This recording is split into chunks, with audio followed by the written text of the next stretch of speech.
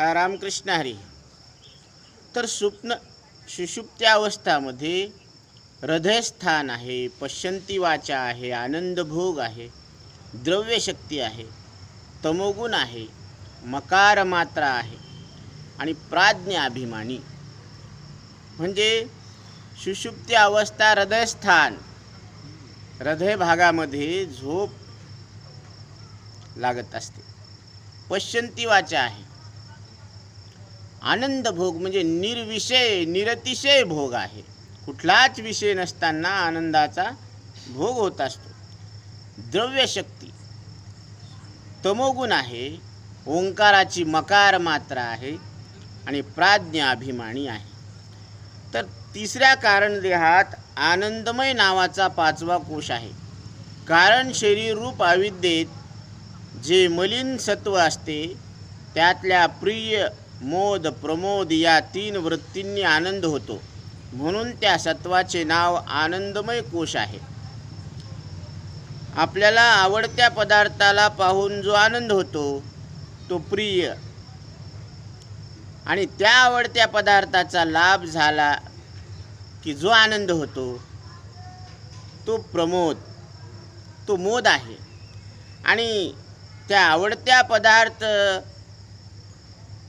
भोगल्याने जो आनंद होतो त्याला प्रमोद म्हणतात. ह्या अंतःकरण वृत्तीच आहेत, ह्या तीन वृत्त्या आहेत. तर त्या विषयजन्य आनंदाने शुद्ध निर्विकार आत्मा जाणल्या जात नाही. तो कोशात झाकल्यामुळे या वृत्तीपासून झालेल्या आनंदाने युक्त जे अज्ञानातले मलिन सत्व असते त्याला आनंदमय कोश म्हणतात. त्या आनंदमय कोशाचा प्रकाशक आपण आहोत. सर्व आनंदाचा जो मूलभूत आनंद तत्स्वरूप जो तू आत्मा आहेस तो कोशरूप नाहीस, तर असा तू कारण देहाचा, त्यातील तत्वांचा व आनंदमय कोशाचा साक्षी सच्चिदानंद असून नित्य निरंतर भेदरहित निरतिशय परमानंदरूप आहेत, असं सद्गुरू सांगतात. की कारण देहाची ही सुषुप्ती अवस्था. तर सुषुप्ती अवस्थेमध्ये आनंदमय कोश आहे. आनंदमय कोश म्हणजे तिथं अज्ञान आहे, अज्ञानाचा मलिन भाग आहे, मलिन सत्व म्हटलेलं आहे त्याला. आणि त्याच्याच परत तीन वृत्त्या आहेत. की आवडता विषय पाहून जो आनंद होतो त्याला प्रिय म्हणायचं, आणि त्या आवडत्या पदार्थाचा लाभ झाल्यानं जो आनंद होतो त्याला मोद म्हणायचं, आणि त्या आवडत्या पदार्थाचा जो भोग होतो आणि तो भोगल्यानंतर जो आनंद होतो त्याला प्रमोद म्हणायचं. ह्या तीन वृत्त्या आहेत अंतःकरणाच्या. आणि सगळ्या वृत्त्या आपण जाणतो. सगळ्या वृत्त्या जाणून आपण कोणती वृत्ती आहोत? वृत्ती आहोत का वृत्तीला प्रकाशन करणारे आपण आहोत? आता आपल्या अंतःकरणामध्ये देवळात जाण्याची इच्छा झाली, मग ही वृत्ती उठली, हा संकल्प उठला, तर ह्या संकल्पाला कोणी जाणलं? खूप इच्छा आहे सकाळी उठून काकडा भजन करावं, मंदिरात जावं, आणि काकडा भजनाला बोलवलं की मग कारणाला सुरुवात होती आहे ना.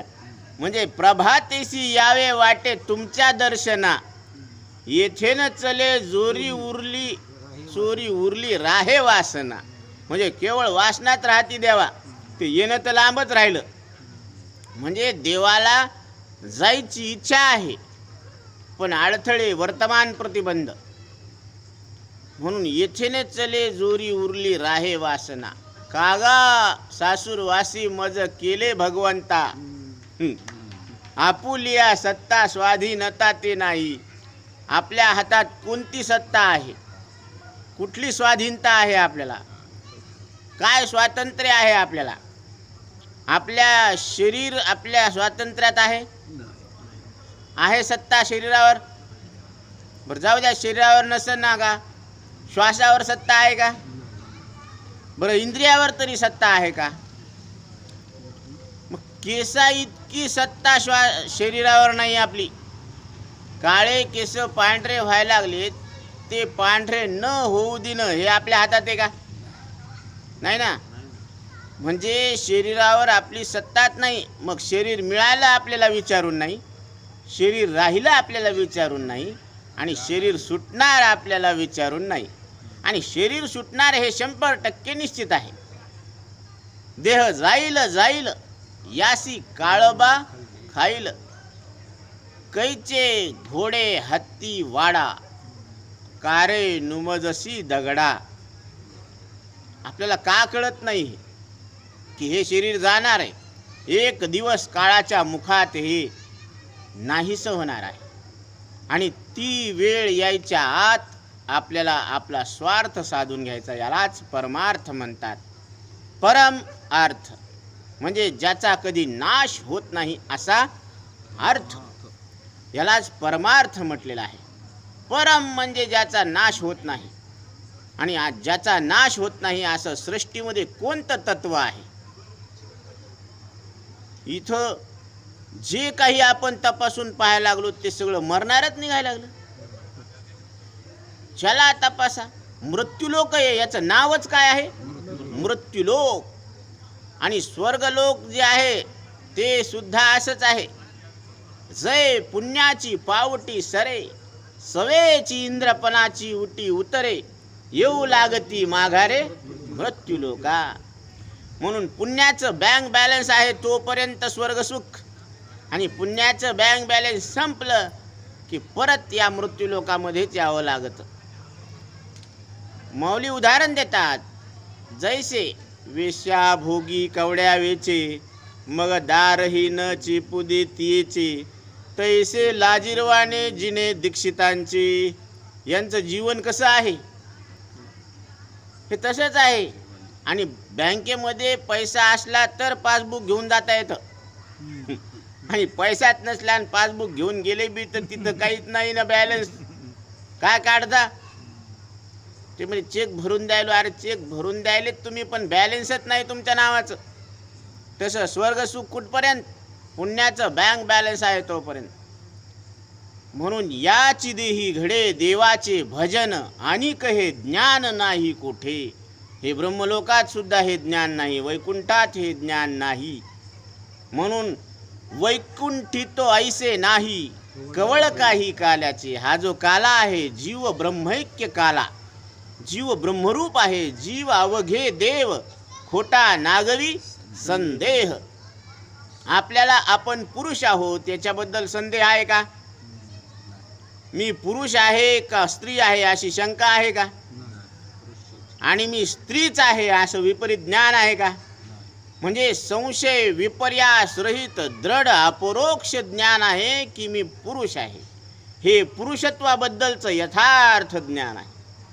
हे व्यावहारिक भाग झाला. तसं मी एक आहे, न दिसणारा आहे, न बदलणारा आहे, जाणणारा आहे, न मरणारा पारमार्थिक ब्रह्मरूप आहे. याच्याबद्दल शंका नसायला पाहिजे, संशय नसायला पाहिजे. म्हणजे संशय विपर्यास रहित दृढ अपरोक्ष ज्ञान व्हायला पाहिजे. हे कसं आहे ज्ञान आपल्याला? मग पुरुषत्वाचं कसं ज्ञान आहे? मग तसं मी बद्दलचं यथार्थ ज्ञान आपल्याला व्हावं का न व्हावं? व्हायलाच पाहिजे. त्याच्यासाठीच आपल्याला बुद्धी मिळालेली आहे. म्हणून या देहात याची देही याची डोळा भोगू मुक्तीचा सोहळा. आपल्याला मुक्त व्हायचं नाहीये, मुक्तीचा सोहळा भोगायचा आहे. हा, मुक्तच आहोत आपण. पण आलं ना आता. ह्यानं काय केलं? ह्या दिसणाऱ्या 3.5 हाताच्या देहाला इंद्रियाद्वारे जाण्यात लागलो, पण जाण्यामध्ये त्यानं अहम टाकला. आणि अहम टाकला म्हणून काय झालं? 184 योनीचं दुःख मागं लागलं. अहम वाघ्या सोहम वाघ्या, प्रेम नगरा वारी माझ्या मल्हारीची वारी. सावध होऊनी भजनी लागा, देव करा कैवारी माझ्या मल्हारीची वारी. ही वारी आलेली आहे. ही 184ची वारी चुकवण्यासाठी ही मनुष्य देहाची वारी आली. आणि ये साती आलिया ओळगा सारंग धरू, नाही तरी संसारू जाईल लया. या साथीला आपण आलेलो आहोत, तर श्रीकृष्ण परमात्मा आत्मरूपानं प्राप्त करून घ्यायला पाहिजे. आपुला तो एक देव करुणी घ्यावा, तेने विन जीवा सुख नोहे. येरती माईके दुःखाची जेनिती. हे जे बाकीचे पदार्थ दिसायला लागलेत ना, हे दुःखच जन्माला घालणारे आहेत. ते येरती माईके दुःखाची जेनिती म्हणजे जिथून दुःख जन्म घेतं. मग तो कोणताही विषय असो, तो स्थूल विषय असो का अंतकरणातला सूक्ष्म विषय असो, आठवणींनी सुद्धा मनुष्याला दुःख होत असतं.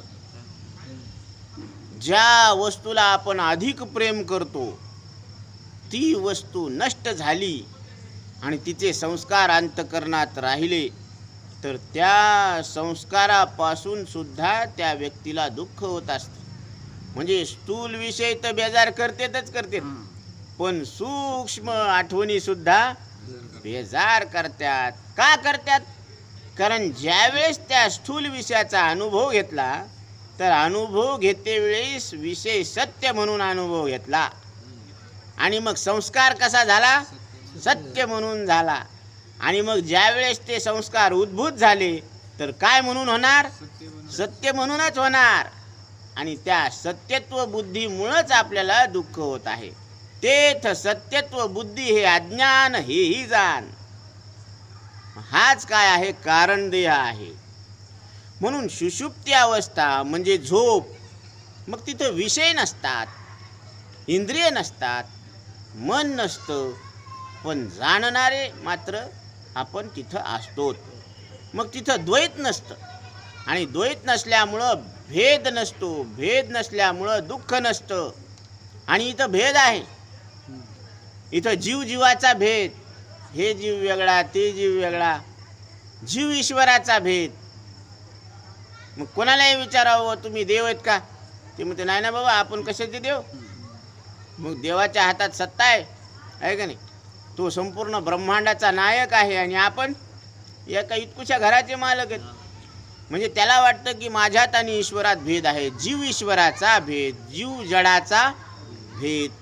म्हणून हे लाकूड आहे आणि याला जाणणारा मी याच्याहून वेगळा आहे. म्हणजे ते जीव जडाचा, जड जडाचा भेद. म्हणजे पृथ्वी न जाणणारी आहे, पाणी न जाणणारी आहे, पण दोन्ही दोन आहेत. मग हा जड जडाचा भेद, जीव जीवाचा भेद, जड ईश्वराचा भेद. म्हणजे ही संपूर्ण सृष्टी ज्या ईश्वरानं निर्माण केली, तर त्या सृष्टीतल्या पदार्थाला कळतं का? पदार्थाला पदार्थ कळतेत का पदार्थ सृष्टीला कळतेत? आणि पदार्थ आणि सृष्टी इंद्रियाद्वारे अंतकरणात तुम्हाला कळत नाही का? म्हणजे आपण त्या जड वस्तूहून कसे आहोत? वेगळे आहोत.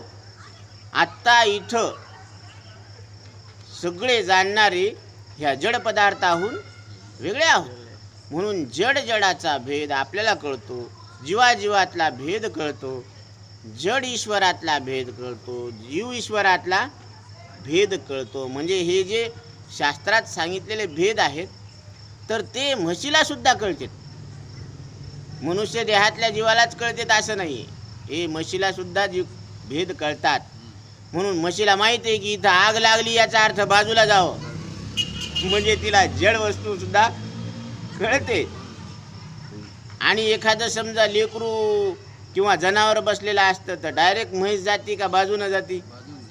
बाजूनं जाते. म्हणजे जीव जीवातला भेदही कळाला, जडाजडातला भेदही कळाला की पाण्याकडंच जावं, अग्नीकडं जाऊ नये. हे जड जडातला भेद कळाला, जड जीवातला भेद कळाला, जीवाजीवातला भेद कळाला. फक्त आता जीव ईश्वरातला भेद कळत नाही. आणि ते कळण्याची बुद्धी मनुष्य देहात आलेल्या जीवाला मिळालेली आहे. म्हणून ईश्वर कसा आहे? निरावृत्त चैतन्य आहे. त्याला कधीच आपल्या शरीराची स्वरूपाची भ्रांती होत नाही. त्याला कधीच देहात्म भ्रांती होत नाही. आणि जीवाला नेहमीच देहात्म भ्रांती झालेली असते. म्हणून त्याला जे शरीर मिळालेलं आहे त्याला तो मी म्हणल्याशिवाय राहतच नसतो. मग आपल्याला लहानपणाचा आकार दिसला, त्या बालपणाला आपण मी म्हणलं, माझं म्हणलं आणि खरं म्हणलं. मग तो आकार निघून गेला, तारुण्याचा आकार आला, त्याला आपण जाणलं आणि त्याला मी म्हणलं, माझं म्हणलं आणि खरं म्हणलं. म्हणजे तेच भ्रम तरुण शरीरावर बसवला आणि ते तरुण शरीर निघून गेलं. मग हे भ्रम तरुण शरीरावरचा म्हाताऱ्या शरीरावर बसवला. आता हे म्हातारपण निघून गेल्यावर आता विवेक केला तर ठीक आहे, नाही विवेक केला तर उद्या 4 पायाचा आकार आला की त्याच्यावर हा भ्रम बसवला. आता हे कौरक चालू द्यायचं.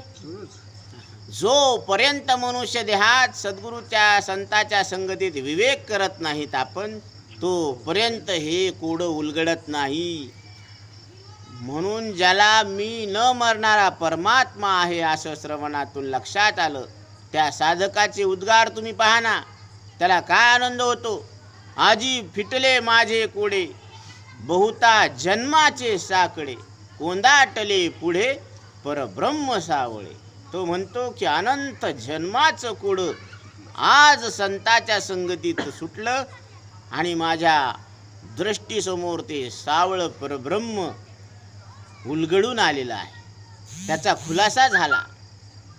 ज्याला आजपर्यंत मी शोधत होतो, ज्याचा शोध घेत होतो, ते तर माझं स्वरूपच निघालं.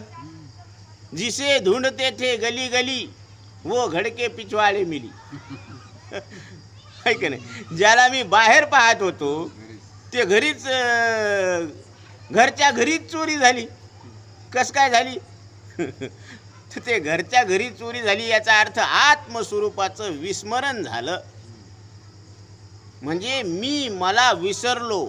कसा विसरलो? मी सामान्य रूपाने आहे हे ज्ञान आहे, प्रत्येकाला मी आहे असं माहीत आहे, पण मी कोण आहे या विशेष रूपाचं ज्ञान नाही. आणि विशेष रूपाचं ज्ञान नसल्यामुळं ते अज्ञानाला विरोध करत नाही. आणि सामान्य रूपानं ज्ञान आहे म्हणल्यावर ते अज्ञानाला, सामान्य ज्ञान अज्ञानाला विरोध करत नाही, पण विशेष रूपानं प्रगट झालेलं ज्ञान अज्ञानाला विरोध केल्याशिवाय राहत नाही. जसं विशेष रूपानं अग्नी प्रगट झाला की ते पोळल्याशिवाय आणि जाळल्याशिवाय राहत नाही. आणि गुलातला काडीतला जो अग्नी आहे तो पोळतच नाही, तो सामान्य रूपानं आहे, म्हणून तो मात्र विरोध करत नाही, तो पोळत नाही, प्रकाशन करत नाही. मग त्याच्यात अग्नी नाही का? आहे, सामान्य रूपाने. आणि दिव्यावरची ज्योत विशेष रूपानं अग्नी प्रगट झालेला आहे, म्हणजे तिथं पोळण्याचा आणि प्रकाशन करण्याचा व्यवहार होतो. मग जिथं चैतन्य विशेष रूपानं प्रगट झालेलं आहे तिथं अज्ञान राहतच नसतं. आणि सामान्य रूपानं चैतन्य प्रगट आहे म्हणल्यावर, चैतन्य सामान्य रूपानं आहे म्हणल्यावर ते अज्ञानाला विरोध करत नाही, उलट ते अज्ञानाशी एकरूप होऊन जातं. म्हणजे जसं भ्रम झाला दोरीवर सर्पाचा, तर इथं लांबट काहीतरी पडलेला आहे, मग आहे पण आहे ना, तो दोरीशी एकरूप होतो, तो फुलाच्या हाराशी एकरूप होतो, तो जलधारेशी एकरूप होतो, तो लाकडाच्या दांड्याशी एकरूप होतो. म्हणजे सगळ्या भ्रमाला काय करायला? तो पोषक ठरायला. पण ही 3 पदराची सुंबाची दोरी आहे, हे दोरीचं विशेष रूप आहे आणि ते प्रगट झालं की भ्रम राहतच नाही. म्हणून यथार्थ रूपानं आपल्याला आपलं ज्ञान होणं आवश्यक आहे. आणि जोपर्यंत आपल्याला, मग आपलं विशेष रूप काय आहे? एकत्व, चेतनत्व, निर्विकारत्व, हे आपलं विशेष रूप आहे. एकत्व, मग एकपणा या सृष्टीमध्ये कोणत्या वस्तूत आहे तपासून पहा. शरीर हे 1,00,000 कोटी पेशी आहे, त्याच्यातली कोणती पेशी आपण आहोत? कोणतीच नाही. डोळे 2 आहेत, कान 2 आहेत, दात 32 आहेत, हाडं 272 हाडं आहेत, 72,000 नाड्या आहेत या शरीरामध्ये. मग त्याच्यातली कोणती नाडी, कोणतं हाड आपण आहेत? मग हे हाडामासाचा गठ्ठा आहे का ह्याला नाव ठेवलं नाथाती आहे? कुठे नाथा? आमचा हाडामास जर काढून घेतले तर नुसतं चोथा आहे ना, हे नाथा कुठे? म्हणे नाथा नुसता चोथा आहे ते हाडामासाचा. हाडं मासं जर काढून घेतले मग शरीर मौसमय आहे, ही प्रकृती आहे. त्याला मी समजणं ही विकृती आहे. आणि अध्यस्त शरीराचं अधिष्ठान रूप परमात्मा मी आहे असं समजणं ही संस्कृती आहे. म्हणून मनुष्य देहात आलेल्या जीवाला प्रकृतीकडून संस्कृतीकडे वाटचाल करता येते, झेप घेता येते. त्याला विवेकाचे पंख आहे. आकाशी झेप घेरे पाखरा, तोडी सोन्याचा पिंजरा. म्हणून ह्या प्रकृतीकडून संस्कृतीकडे वाटचाल करता येत असते. आणि जर आपण या देहालाच मी समजून बसलो आयुष्यभर तसंच आणि हा भ्रम पोसत बसलो तर येणारी पिढी कशाला आदर्श मानणार आणि कशाचं अनुकरण करणार? ह्यालाच आदर्श म्हणून त्याचा अनुकरण करणार आहे ना. म्हणून येणाऱ्या पिढीला आपण काय देणार आहोत? तर येणाऱ्या पिढीला तुकोबराय सांगतात की प्रत्येक जणांनी असं लक्षात घ्यायला पाहिजे की हे शरीर प्रेत आहे. कधी? जिवंत असतानाच हे शरीर प्रेत आहे असा भाव ठेवला पाहिजे. कारण झाला प्रेत रूप शरीराचा भाव, लक्ष्यला ठाव स्मशानीचा. शरीर कोणाचं कधी कुठं केव्हा प्रेत नाही. कोणाचंही कधीही केव्हाही कुठंही शरीर प्रेतच आहे. फक्त डिक्लेअर करता येत नाही श्वासामुळं. श्वास आहे म्हणून डिक्लेअर करता येत नाही. श्वास निघून गेला की ते डिक्लेअर होत असतं. म्हणून आणि हे शरीर प्रेत आहे असं जर आपल्या अंतःकरणात आपण भाव ठेवला तर आपल्याला माहीत आहे की प्रेताला प्रेत कळत नाही आणि आपल्याला प्रेत कळतं. म्हणजे आपण प्रेताहून कसे आहोत? वेगळे आहोत. म्हणजे इथंच आपल्याला काय होतं? उलगडा होतो. देह नव्हे मी हे सरे, उरला उरे विठ्ठल. देह राहू द्या, देहाला मी म्हणणं सरू द्या. मग दुसऱ्याची वस्तू वापरायची नाही का त्याला आपली समजायची नाही? वापरायची, वापरा ना. वापरायला काय हरकत आहे? पण त्याच्यावर आपला हक्क गाजवू नका. जसं दुसऱ्याचे लेकरं सुद्धा असते त्याला आपण समजतो आपलं, पण तितकं आपुलकीनं समजतो का? म्हणजे आपलं बोलणं वेगळं असतं आणि समजणं वेगळं असतं. आणि आपलं लेकरू आलं तर ते आपलं आपलं वाटतं. तिथं बोलणंही तसंच असतं आणि वागणंही तसंच असतं. आणि दुसऱ्याच्या लेकराबद्दल बोलणं आपलंपणाचं असतं पण वागणं परकेपणाचं असतं. तसं देहाला परकेपणानं पहा. इदम शरीरम कौंतेय क्षेत्रमित्यभिधीयते. अर्जुना, शरीर हे आहे ते हेच्या कक्षेत बसलेलं आहे. इदम, अहम. इदम वेगळं आहे आणि अहम वेगळं आहे. शरीर, जग हे आहे ते मी आहे का? नाही. तसं शरीर हे आहे आणि आपण काय म्हणायलो? मी आहे. मग चुकलं नाही तर. मग इदम शरीरम कौंतेय. अर्जुना, शरीर हे आहे. हा दिवस, हा दिवस म्हटल्यावर वेगळा आहे आणि हे शरीर म्हटल्यावर. म्हणून अर्जुनाला भगवान सांगतात, अर्जुना हा जयद्रथ आहे आणि हा सूर्य आहे. उचल धनुष्यन उडव याचं मुंडकं. हे दोन्ही प्रत्यक्ष आहेत ना. जयद्रथही प्रत्यक्ष आहे आणि सूर्य सुद्धा. आता तुझी प्रतिज्ञा पूर्ण करायला काय उशीर आहे? उचल धनुष्य आणि उडव मुंडकं. आता तसं इदम शरीरम कौंतेय. अर्जुना, हे शरीर हे आहे. तू याला मी का म्हणायला लागला? आणि ह्याला तू याला हे ठरवलं की सगळा अनर्थ टळला. हां, हे सगळा अनर्थ कुठे? इथंच आहे. हे आपण इदमलाच अहम करून बसलेलो आहोत. म्हणून अहम वाग्या सोहम वाग्या. सोहम, सोहम शब्दाचा अर्थ या संपूर्ण शरीरामध्ये जे चैतन्य आहे ते विश्वरूपानं विस्तारलेलं आहे. आणि ज्या या विश्वामध्ये जे चित्शक्ती पसरलेली आहे ती चित्शक्ती या शरीरामध्ये प्रगट झालेली आहे. म्हणजे सोहम सोहम हा बीज मंत्र 24 तास चालू आहे. आणि त्याच्यावर आपलं लक्ष आहे का? म्हणून सोहम शब्दाचा मारा केला, विठ्ठल काकुळती आला, धरिला पंढरीचा चोर, गळा बांधूनिया दोर. म्हणून देवाला हाक मारावं लागते आणि हाक आपल्याला मारता येते. मग आपण होटातून मारतो का पोटातून मारतो का बेंबीच्या देठापासून मारतो? हाक कशी मारायला पाहिजे? बिंबीच्या देठापासून हाक मारायला पाहिजे. जसं आग लागली झोपडी, करा काही काढा काढी. घराला आग लागल्यावर ते दमान बोलतं का ओढून बोलतं? बिंबीच्या देठापासून.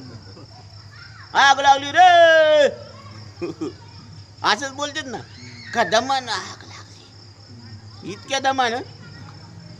का ते मस्तपैकी खिशातला तोटा काढायचा, चुना लावायचा, इतक्या दमान का? आग लागली झोपडी, आग लागली म्हणल्यावर त्यानं उडी मारायला पाहायला पाहिजे. तसं हे शरीर मृत्यूच्या मुखात गेलेलंच आहे. आता ह्याच्यातून बाहेर पडावं का तिथंच रमत बसावं? बाहेर पडावं. आणि नवद्वार पुरे देही, ह्या शरीराला सगळे द्वार उघडे आहेत. आता द्वार उघडे आहेत आणि जीव गेला नाही, याच्यात आश्चर्य आहे का? इतक्या दिवस हा जगलाच कसा, हे आश्चर्य. आता पिंजऱ्यामध्ये पक्षी आहे आणि त्या पिंजऱ्याचा दरवाजा उघडा आहे, तर पक्षी इतक्या दिवस राहिला हे आश्चर्य का ते उडाला हे आश्चर्य? ते राहिलाच कसा हे आश्चर्य. उड़ जाएगा एक दिन पंछी, रहेगा पिंजड़ा खाली. तस हे शरीर नवद्वार पुरे देही, 9 द्वार उघडेत, तरी पण याच्यामध्ये जीवरूपी पक्षी राहिलाच कसा हे आश्चर्य. ते लोक म्हणतात असं कसं झालंय? अरे असं कसं झालं नाही, ते तसंच होणार होतं.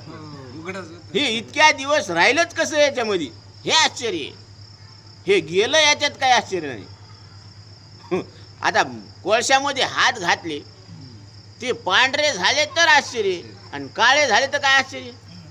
कोळशात हात घातल्यावर ते काळेच व्हायला पाहिजे. तसं संसार करणाऱ्याला दुःखच व्हायला पाहिजे. ते म्हणे कसं करावं बाबा, काही बी केलं तर दुःखच व्हायला, ते दुःखच होणार आहे. कैची सुख निद्रा, हा संसार दुःख मुळ, चहूकडे इंगळ. हे अंथरूनच कसं आहे, हे मूळच कसं आहे, दुःखाचं आहे. ती बचनागाची कांडी कशी असती, सुरुवातीला गोड लागते आणि त्याचा परिणाम विषामध्ये होत असतो, मृत्यूमध्ये.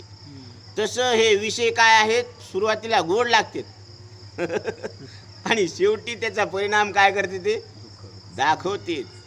म्हणून विषय विषयाचा पडी पाडू, गोड परमार्थ लागे कडू, आणि कडू विषय तो गोडू जीवासी झाला. म्हणजे आपल्याला गोड विषय, कडू विषय गोड वाटायला लागलेत आणि गोड परमार्थ आपल्याला कडू झाला. ते म्हणजे चला ना बाबा, ते म्हणजे आता हे एवढं आवरलं की येतो आहे का नाही. मग कधी, म्हणून अब तुम कब सुमरोगे राम. मग रामाची आठवण कधी करतो आपण? आयुष्य आपल्या हातात आहे का? नाही. म्हणून अल्प भाव, अल्पमती, आणि ते नाही आपल्या हाती. काय आपल्या हातामध्ये? भाव आहे का, बुद्धी आहे का, आयुष्य आहे? आपल्या हातात काहीच नसताना आपण कोणत्या भरोश्यावर बसलो की आज नाही उद्या करू? करावी तातडी परमार्थाची, क्षणभंगूर नाही भरवसा, व्हारे सावध तोडा माया आशा. पुढे काही न चले मग गळा पडेल फासा, पुढे हुशार थोर आहे वळसा. लय मोठं वळण आहे बरं का. आणि हे वळण काही असं तसं नाहीये. लक्ष 84, पुनरपि जननम पुनरपि मरणम पुनरपि जननी जठरे शयनम इह संसारे खलु दुस्तारे, भज गोविंदम भज गोविंदम भज गोविंदम मूढमते. आणि एका एका योनीमध्ये कोटी कोटी फेरा आहे इतकी. म्हणून फार संत, साधू संत जे बोलतात ते किती सिरियस भूमिकेनं बोलतात ते आपण लक्षात घ्यायला पाहिजे, त्याचं गांभीर्य लक्षात घ्यायला पाहिजे. की आपण जे इथं वेळ काढून यायला लागलो, 1 तास द्यायला लागलो, ते माने महाराज फुकट सांगतात. फुकट कुठं सांगतात? ते 1 तासाचे श्वास घ्यायलेत आपले. आपल्याला काय वाटतं? महाराज फुकट सांगायला लागले. आता ते बरं का, आपल्याला हे धोरण कळत नाही की आपण कुठं काय इन्व्हेस्टमेंट करायला लागलो. आपण इथं पोथीला आलो म्हणजे 1 तासाचे श्वास इथं अर्पण केले का नाही? मग त्या 1 तासाच्या श्वासामध्ये अर्पण केलेल्या त्याच्यामध्ये आपला फायदा व्हायला पाहिजे. की आपल्याला कळायला पाहिजे की हे शरीर मरणारं आहे, न जाणणारं आहे, आणि याला जाणणारा मी मात्र आत्ता इथं न मरणार आहे, असं कळालं तर ते कीर्तन आहे. कीर्तन चांग होय अंग हरिरूप. ऐकणाऱ्याला वाटायला पाहिजे की मी न मरणारा आहे, मला मरण नाही, असं जर कळालं तर ते कीर्तन आहे. नाहीतर भजन ते ओंगळवानी नरका जाणे सुकेना, हे प्रमाण दिलेले, लक्षण दिलेले. तिथं लग्न झाल्यानंतर त्या स्त्रीला मूल होतच असतं, आणि म्हणजे तिचं स्त्रीत्व सिद्ध होत असतं.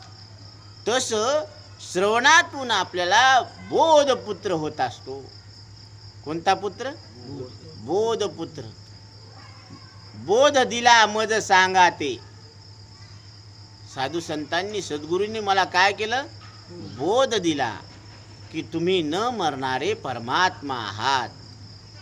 हे क्षणाक्षणाला या शरीराचं दहन व्हायला लागलं. म्हणजे शरीर कधी जळणं? नेहमीच जळायला लागलं. दहती नाम इति देहा.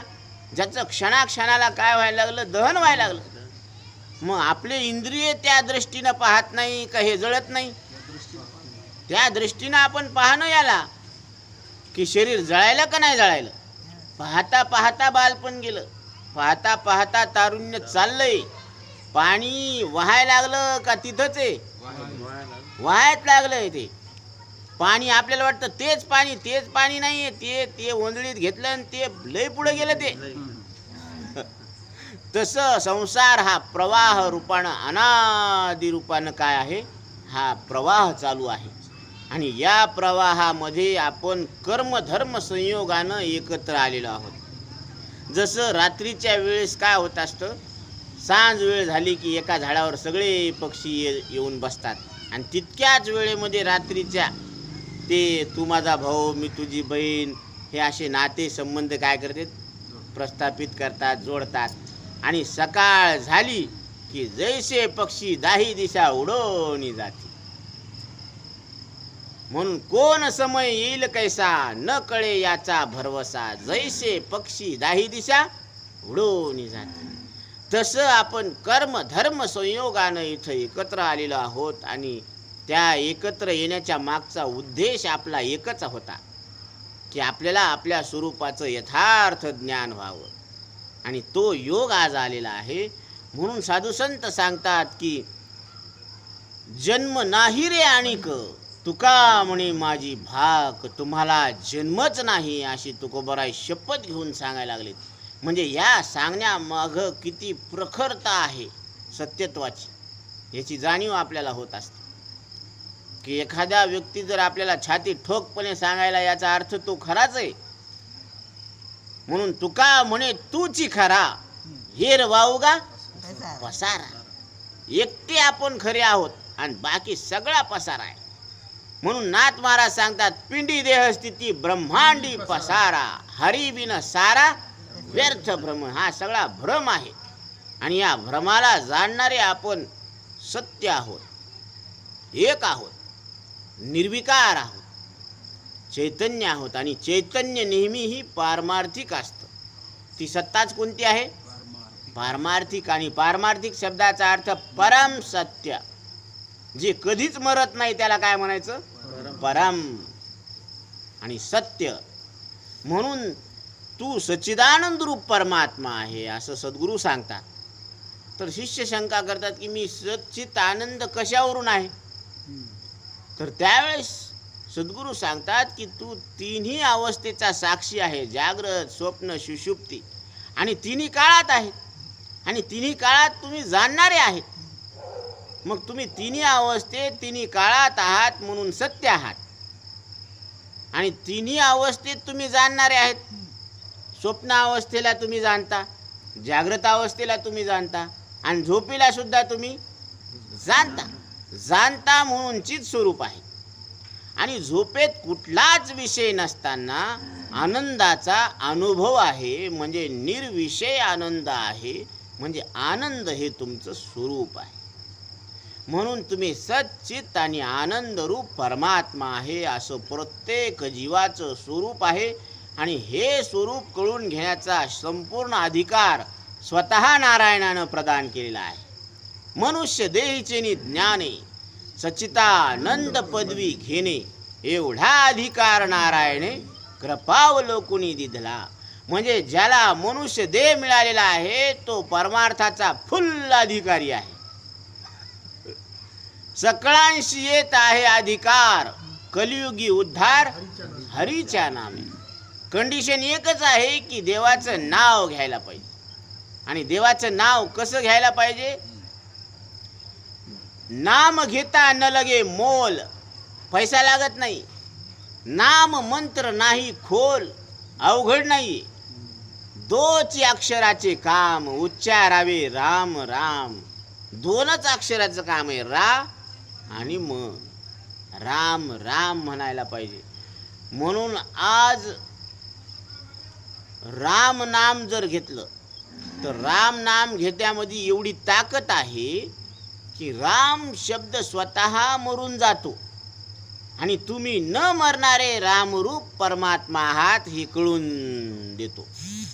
म्हणजे शब्द हा बहुसार उपकाराचे राशी. इतका शब्द काय आहे? उपकार करणारा आहे. म्हणून भगवान शंकराचार्य सांगतात, शब्द शक्तेर अचिंत्यत्वात्, शब्दात एव अपरोक्ष भी. शब्दाची अचिंत्य शक्ती आहे. तो विषय आता नाही, इथं नाही, प्रत्यक्ष नाही, तरी शब्द त्याचं परोक्ष ज्ञान करून देतो. अमेरिका म्हटलं की ती आता आहे का? इथं आहे का? प्रत्यक्ष आहे का? पण शब्द उच्चारल्याबरोबर तिचं परोक्ष ज्ञान करून दिलं की ती आहे. बरोबर. म्हणून तसं नेपच्यून, प्लुटो, मंगळ हे ग्रह नाहीत का? मग आता इथं प्रत्यक्ष आहेत का? पण ते सूर्यमालेमध्ये आहेत ना. म्हणून त्या ग्रहाचं नुसतं नाव उच्चारलं की त्या ग्रहाचं आपल्या अंतःकरणामध्ये ज्ञान होत असतं. ही शब्दाची अर्थ बोधन करून देण्याची शक्ती आहे. शब्द काय करतो? म्हणून शब्द स्मरणदानी प्रसिद्धू, अमूर्ताचा विषदू आरिसानो हे बाप उपेगू शब्दू. ज्ञानोबराय सांगतात की या शब्दाची काय महती आहे, काय उपयोग आहे याचा. स्मरणदानी प्रसिद्धू, अर्थाचं ज्ञान करून देण्याचं, स्मरण करून देण्याची ही काय आहे? प्रसिद्ध आहे शब्द. शब्द अर्थाचं स्मरण करून देण्यामध्ये प्रसिद्ध आहे. म्हणून शब्द वेगळा आहे आणि अर्थ वेगळा आहे. म्हणून फूल शब्द वेगळा आहे आणि फूल शब्दाचा अर्थ वेगळा आहे. की जे लाल रंगाचा आहे, सुवासिक आहे, त्याला काय म्हणायचं? फूल म्हणायचं. मग फूल शब्दानं फूल शब्द अर्थाचं ज्ञान करून दिलं. मग फूल म्हणजे सुगंध आहे का? आणि फुलाला सुगंध समजून बसल्यावर मग आपण FOOL फूल नाही का? आपण म्हणून फूल वेगळं आहे आणि सुगंध वेगळा आहे. फूल दिसणार आहे आणि सुगंध न दिसणार आहे. मग तसं शरीर दिसणार आहे म्हणून शरीर शब्दाचा अर्थ हाडामासाची विशिष्ट रचना आणि चैतन्य शब्दाचा अर्थ त्या हाडामासेच्या रचनेचं अधिष्ठान रूप परमात्मा तुम्ही आहात. म्हणजे शब्द काम करायला लागला. शब्द प्रत्येक वस्तूचा अर्थ करून द्यायला लागला. म्हणून शब्द व्यावहारिक आहे, स्थूल आहे, जड आहे, अनात्म प्रत्यक्ष आहे. मग शरीर शब्द आहे. शरीर शब्द स्थूल, व्यावहारिक, जड, अनात्म प्रत्यक्ष आहे. आणि शरीर शब्दाचा अर्थ मांस, स्थूल अनात्म जड व्यावहारिक प्रत्यक्ष. आता प्रतिबिंब शब्द व्यावहारिक आहे, व्यावहारिक आहे, स्थूल आहे, जड आहे, अनात्म प्रत्यक्ष आहे. आणि प्रतिबिंब शब्दाचा जो अर्थ आहे तो प्रातिभाषिक, स्थूल, अनात्म जड प्रत्यक्ष आहे. अलग लक्षात. स्थूल कशाला म्हणायचं? इंद्रियाद्वारे त्याचं ज्ञान व्हायलं ना. जड कशाला म्हणायचं? ते आत्ता इथं त्याला जाणत नाही. आणि ते अनात्म कशामुळं म्हणायचं? ते मी नाही. आणि प्रत्यक्ष का म्हणायचं? आत्ता इथं ते आपल्याला कळायला लागलं ना. आणि ते व्यावहारिक का नाही? तर त्याच्यासोबत कुठलाच व्यवहार करता येत नाही. इतक्या गोष्टी क्लिअर व्हायला पाहिजे. म्हणून प्रतिबिंब आत्ता इथं स्थूल आहे, प्रातिभाषिक आहे, अनात्म जड प्रत्यक्ष आहे. आणि हाडमास हे स्थूल आहेत, व्यावहारिक आहेत, जड आहेत, अनात्म प्रत्यक्ष आहे. तसंच अंतकरण शब्द आहे. अंतकरण शब्द स्थूल आहे, अनात्म आहे, जड आहे आणि व्यावहारिक प्रत्यक्ष. अंतकरण शब्द हा, आणि अंतकरण वस्तू सूक्ष्म आहे, अनात्म आहे, जड आहे, व्यावहारिक प्रत्यक्ष आहे. आणि राम शब्द स्थूल आहे, जड आहे, व्यावहारिक आहे, अनात्म प्रत्यक्ष आहे. आणि राम शब्दाचा अर्थ तुम्ही जाणणारे सूक्ष्म, चेतन, आत्म, पारमार्थिक प्रत्यक्ष आहात. हे सगळ्या गोष्टी आत्ता इथं आहेत, सगळ्या वेगवेगळ्या आहेत. म्हणजे शब्द काम करायला लागला. म्हणून बाप उपयोगू शब्दू स्मरणदानी प्रसिद्धू. अमूर्ताचा आरिसा म्हणजे अमूर्ताचा विषदू आरिसा नव्हे. अमूर्त परमात्म्याला मूर्त करण्याचा आरसा नाही का? कोण? शब्द. जो इंद्रिय, मन, वाणीच्या पलीकडे असलेला परमात्मा, पण त्यानं शब्दात आणून दाखवला का नाही? हा, म्हणून शब्दानंच ज्ञान होत असतं. म्हणून शब्द प्रमाणाला फार महत्व आहे. कारण शब्दानंच परमात्मा कळणार आहे. म्हणून त्याला शब्द नाही, पण शब्दानंच ज्याला शब्द नाही त्याचं ज्ञान होणार आहे.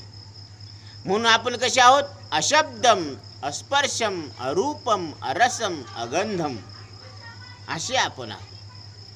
मग ज्याला कुठलाच गुण नाही ते निर्गुण परमात्मा कशानं कळणार आहे? शब्दानं कळणार आहे. आणि जे अनुभवाला यायला लागलं ते सगळं कसं आहे? सगुण आहे. प्राण, कर्मेंद्रिय राजस सगुण आहेत, ज्ञानेंद्रिय, अंतकरण सात्विक सगुण आहेत, आणि लोक, भोग, शरीर आणि हे विषय हे तामस सगुण आहे. म्हणून हे सगुण त्रिगुण आसार, निर्गुण हे सार. आत्ता इथं तुम्ही निर्गुण परमात्मा आहेत आणि तुम्ही सार आहात. म्हणून फलकट तो संसार, येथे सार भगवंत. म्हणून तुम्ही भगवंत आहात आणि सार आहात. म्हणून देखे सारा सार विचारिता, भ्रांती ते पाही आसारता. आता हे सगुण कसं ठरलं? आसार ठरलं. निर्गुण हे सार म्हटल्यानंतर सगुण कसं ठरलं? आसार ठरलं ना. आणि देखे सारा सार विचारिता, भ्रांती ते पाही आसारता. आता आसार भ्रांती आहे म्हटल्यानंतर सगुण काय आहे? भ्रांती आहे ना. हा, मग सगुण भ्रांती आणि सार ते स्वभावता नित्य जाणे. आता निर्गुण सार आहे म्हटल्यावर तुम्ही नित्य नाहीत का? त्याच सूत्रात सांगितलेलं आहे, सार ते स्वभावता नित्य जाणे. मग तुम्ही, आम्ही निर्गुण परमात्मा नित्य आहोत आणि जे नित्य असतं ते सत्य असतं. हा भगवद्गीतेचा सिद्धांत आहे. ना सतो विद्यते भावो, ना भावो विद्यते सतः, उभयोरपि द्रष्टंतस्त्वनयोस्तत्वदर्शिभिः. विनोबा भावे सांगतात, नसे मिथ्यास अस्तित्व, नसे सत्यास नाशही, निवाडा देखिला संती, या दोहीचा अशा परी. कशा परी? अशा परी. नसे मिथ्यास अस्तित्व, खोट्याला अस्तित्व नाही. आणि नसे सत्यास नाशी, आणि सत्याला नाश नाही. खऱ्याला मरण कुठे हो? आणि आपण म्हणत नाही का खऱ्याला कुठं मरण असतं का हो? आणि खरं कोण असतो?